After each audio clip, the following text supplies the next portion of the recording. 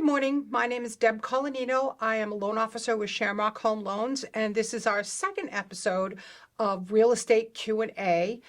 We're here to answer your real estate and mortgage questions, and I'm interviewing another realtor today who is Chuck Goonan. We're going to bring him on in just a moment, and just a quick market update, because the first thing that people always ask me is, what are rates doing today? So today is Good Friday, and there will be no rates coming out today. The markets are closed, but we had some jobs reports out over the week, and they bumped back up a little bit. But Wednesday I was able to lock a few loans, and I was able to lock them at like a 6.375 with no points, 20% down purchase. So they've continued to slowly come down.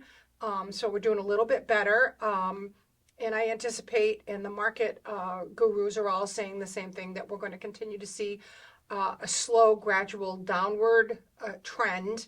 That doesn't mean we're not going to get a few bumps up here and there. So we'll see what happens on Monday when the market reacts to the jobs report that came out late in the day yesterday. So, but I'm optimistic, and I think that that we will continue to see a downward trend.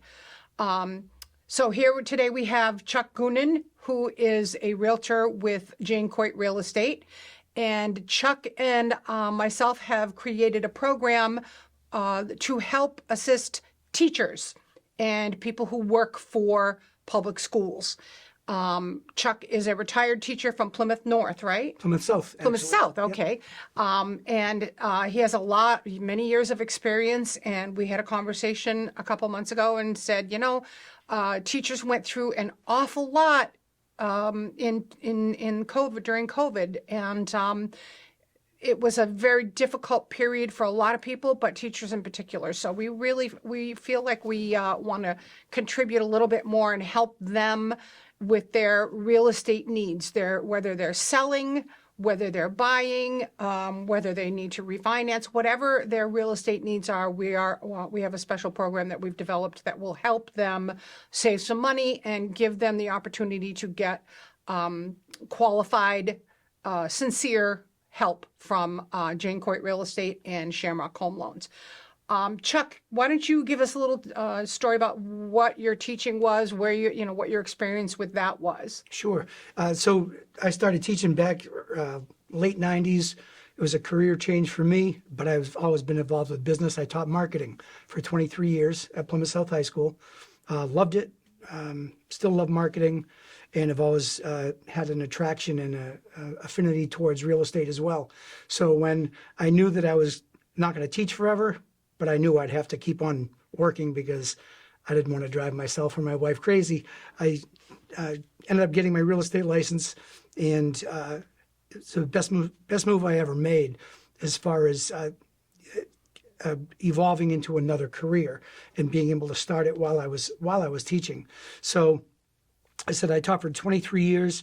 My last year, I retired in June of 2021. So it was, we recently spoke before, or a little earlier, about how sometimes 2 years ago seems like 10 years ago. And I think everybody's in the same boat. And as a teacher, we, there's a lot of real heroes out there. So I don't like to loosely throw around the term heroes. But teachers do what they do because they love what they do. And they don't do it for the pay. No. And they do it because they love to be around kids. I taught high school, which was the right spot for me.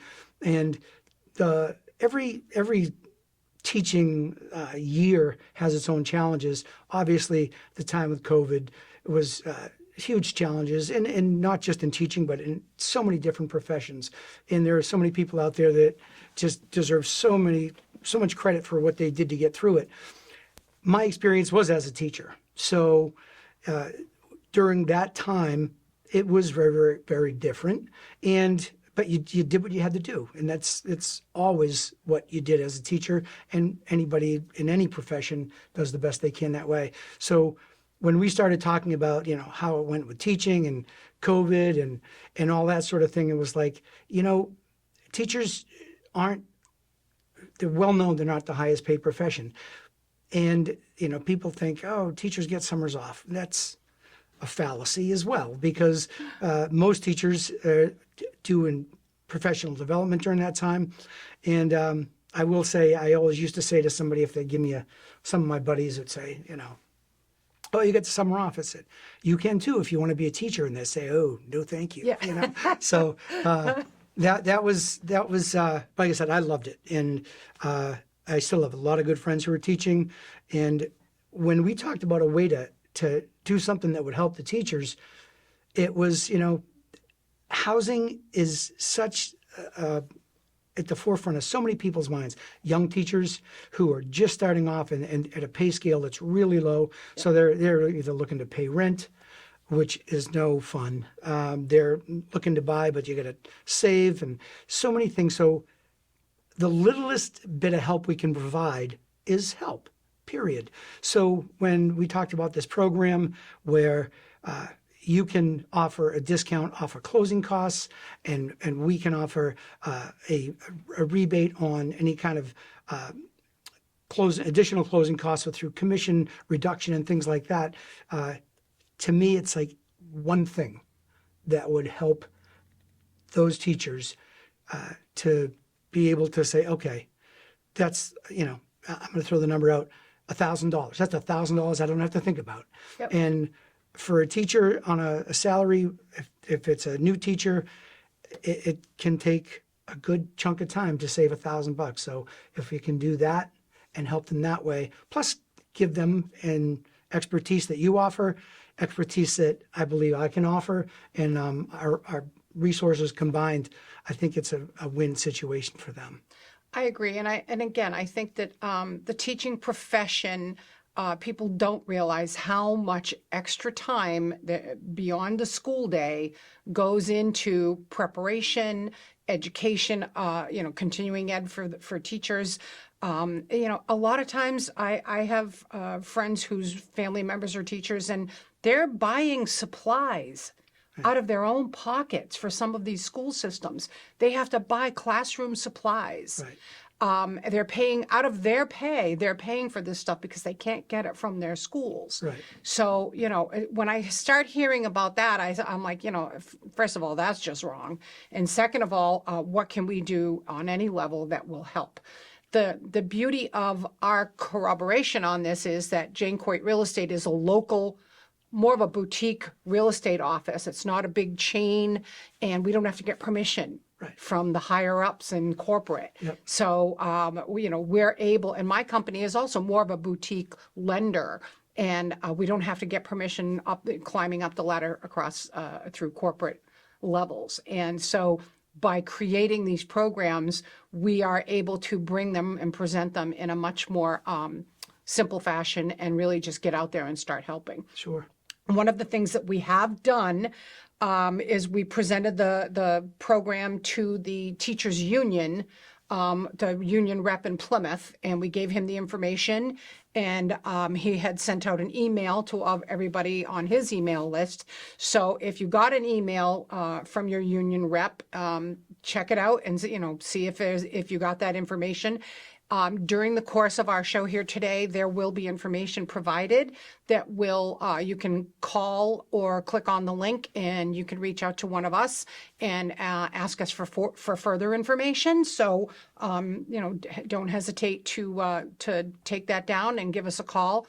The whole idea of this whole show is to be able to answer questions people have about real estate and mortgages. And on that effort, write down our phone numbers, write down our contact info, and then give us a call or send us an email. And if you have a subject or if you have a question or something that you want to know more about, we can make that a show coming up in the future, or we can just answer it directly to you. So for a personal consultation or anything like that. If you are a teacher and you have questions, by all means, we're going to put the flyer up at the end here that will show what the discounts are, savings on closing costs, discounts on buying and selling. One of the best things about being a teacher is that you do have a little more flexibility after school hours and when you can meet with people. I'm more than willing to do a home buyer seminar along with Chuck, that we can provide home buyers or home sellers more information about what is actually involved. There's no commitment for any of that. We're not going to lock anybody in on it. We're just here to provide the services that you're probably going to be looking for. And since you take such good care of our kids, we want to take better care of you. So, Chuck, what was one of the biggest downsides of during the COVID? Not being a teacher, I'm a grandmother, so I saw with my grandkids being at home during that period and doing the online teaching. Did you have to do all of that too? Yeah, we the probably the short answer to the first part of your question about what was the most difficult, I think, was you lost the everyday connection with students. And there's as wide a variety. There are people in the world. There's a wide variety of students, and some are more focused, some are less focused, but they all ultimately do want to learn. They just do it in different ways, and to be able to do that and do that successfully, it often requires just a connection with the students, and I really can't even fully describe to somebody who hadn't been in that situation how a mask, which was absolutely necessary through the time we're going through, eliminated so much of the connection that you have with kids. Because I was fortunate. I taught in a program that I had students from their freshman year through their senior year. So many of the students I knew, but all of a sudden you go from seeing them every day for an hour and a half or more every day to every other day, and with a mask on. Yeah. And in all classrooms, but in my classroom specifically, since that's what I know the best, communications, we did a lot of public speaking, we did a lot of presentations. It was a marketing class, so communication was the most important part of it. Right. And it just took an element away from being able to have the kids really get everything they needed to get from it. And again, it was a challenge for everybody. It was, I'm sure that everybody's own perspective provided, that was their own hurdles they faced. But I would say that was probably the most difficult part in getting through that period of time, because, and also there's the factor of the unknown. Kids, school by nature is a regimented, bell rings, you go here, dates for this here. And my last year teaching, my senior class, they were juniors in the second half of the beginning of the COVID year, so that, they didn't get a junior prom. And then they start the senior year with not knowing if anything's going to happen. And it was really like, we don't know yet. We don't know yet. We don't know yet. And again, it was a long time ago, but I remember as a high school kid, you knew you had to go to school, but there was a lot of other things that took up your space in your mind. And when you don't know if you're going to be able to do those things, it can be hard. And I could see that it would be very emotional. Very Teenagers tend to be emotional anyways, and to handle all of that insecurity and all of the changes, it must have been very difficult on the kids. Yeah. And I'm sure that trickled down to our teachers, because of course our teachers' main concern is the kids. Yeah. And the students look to the teachers for answers. And the teachers didn't have them. And the teachers, I don't know. We'll find out together. And that, you mentioned before about the amount of time spent to prepare and things like that, and absolutely, and sure, there may be some flexibility in after school hours, but maybe not. You could be teachers could be coaching. I coached softball. And usually a weekend day, depending on what you're teaching for a subject and how the class is going, how the schedule goes, some weekends you might have one day that you're doing free from schoolwork. Other times you might be doing it, spending a whole day on the work you're going to do to make the next week go smoothly. And that was a big trial time for all teachers to know, well, I'm going to do my best with this. I have them remotely on Monday. I have them every other day the rest of the week. So it was, again, every profession had to deal with hurdles.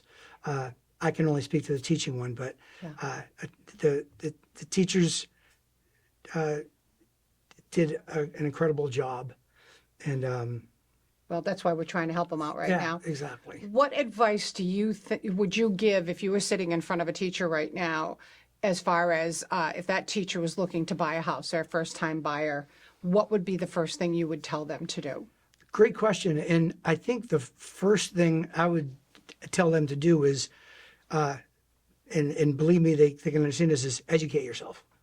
That's why I think I enjoy real estate as I do, because I work with new buyers as much as I do existing buyers and sellers. And it's all about education, because, people don't buy houses every day. And letting them know that information gathering is a big part of it. And so even in letting our viewers know that they can reach out to us, I know sometimes I'm leery about clicking a button or information I'm giving, because I feel like all of a sudden I'm going to get inundated with things that all I really had was one question. and it's very, very, like, makes you sorry you want to do it. And I've always tried to treat people the way I'd like to have been treated. And so my basic thing is, if you got one question to get the ball rolling, or just because you don't know, ask it. And because then that's going to be at your pace. Right. Some people we're not going to inundate you Right. with emails and phone calls and pressure. Right. And That's not some what people we're... might have one question, and then that's the answer they have, and they won't even think about it again for another year. Yeah. Some people might have one question, get an answer, go, oh, okay. And then they realize, in speaking to you or speaking to me, that maybe they're able to be closer than they thought they were. Yeah. Or maybe further away than they thought they were. So at that point, it's right, really educate yourself. That You would don't be know what you don't know. Exactly. I every day I say that to myself. Well, that's because every day we learn something. Exactly. If we're paying attention. Right. And I think that a lot of times people come to me all the time. They're like, I have no idea. I've never bought a house before, or I bought a house 25 years ago. I have no idea what's happening now. What's the best way to handle this? And you do need a trusted team of people to work with, so that you know that you're not going to get taken down a road that's not good for you. Right. And so that again, when you're ready. Right. We're not about pressuring people into buying right now or selling right now. This is a personal business. Yeah. Real estate and mortgages is very personal.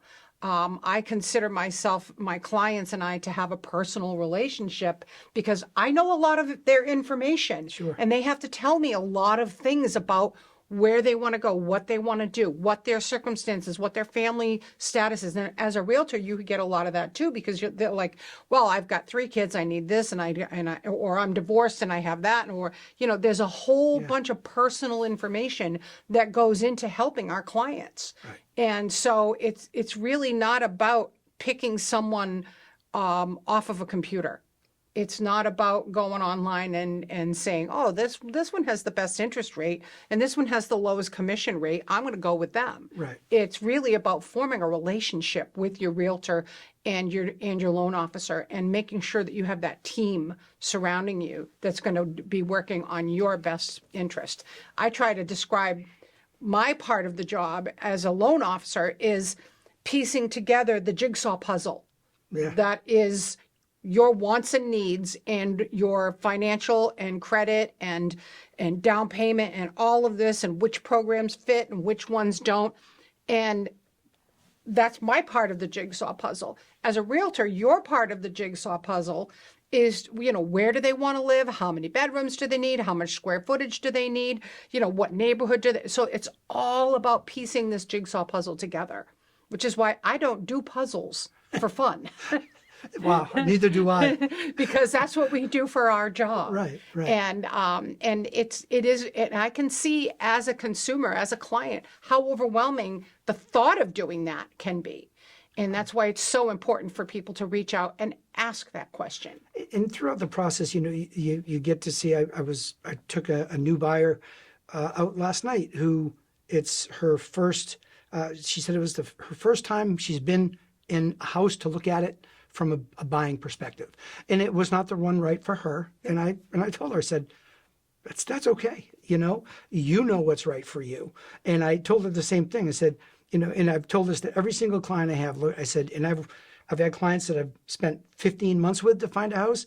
I've had clients that I spent a month and a half with to find a house. And it's timing that we can't control. But if you're always there for the person, so when they need the assistance you can provide, then you're doing your job. And I always say, look, I'm here to help you navigate through the things that you don't know.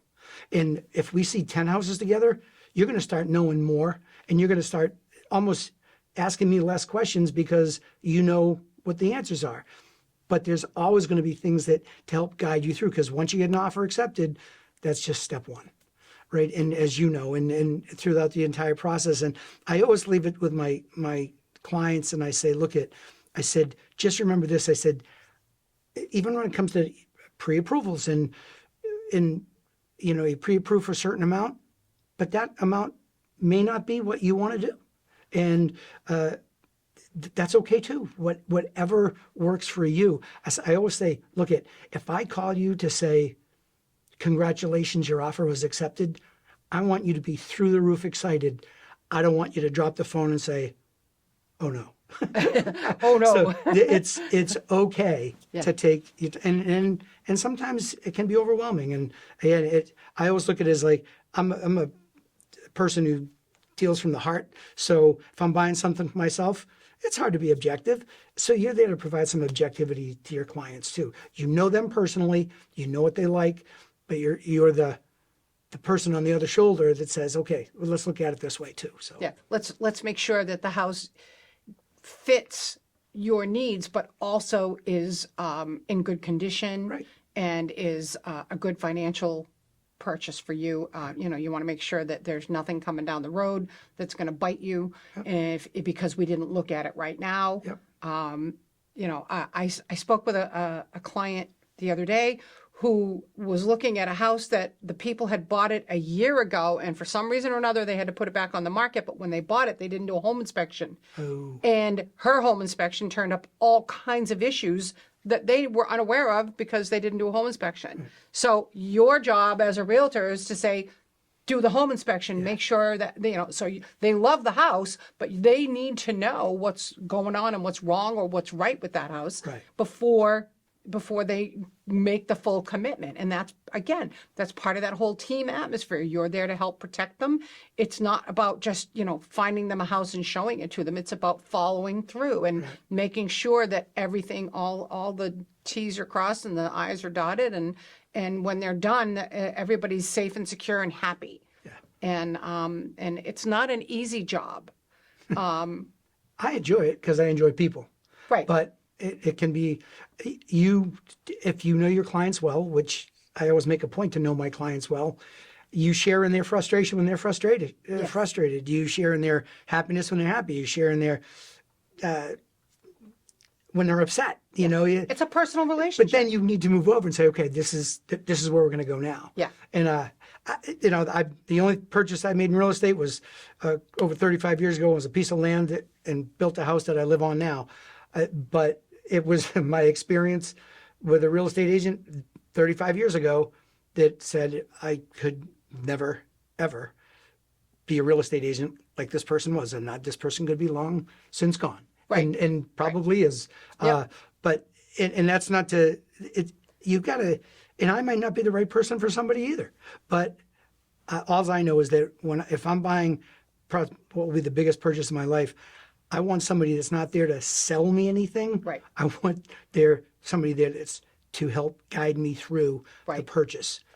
Exactly. And again, that's why that's why we're sitting here today, is to give people information that they may need and offer the ability for them to reach out to us and communicate, and there's no obligation. Right. So, again, it's about serving our clients. For sure. And that's, that's the whole point of why we're here, and that's what our job does. Again, if anybody has any questions regarding this particular teacher incentive program that we have developed, by all means, give us a call. You can call Chuck, you can call me, whoever you want to reach out to, and whatever questions you may want to ask. There are many, many programs available that my job is to programs as far as funding, as far as loan programs that we can direct and offer and put in front of you that you can pick and choose from based on your individual personal jigsaw puzzle. And we can work on getting that squared away so that you know exactly what you need to do, whether you need to do it today to be ready for tomorrow, or whether you need to do it over the next 6 months or the next 9 months, whatever it takes. It's never too soon to start. And we're here and available for any of your questions. So thank you very much, Chuck, for coming with us today. And My pleasure. And we appreciate your service as a teacher. Thanks. And well, now you continue to serve us as a realtor. So thank you very much. Appreciate that. Good to be here. All right. Have a great Easter weekend. Thank you. You as well. Thanks.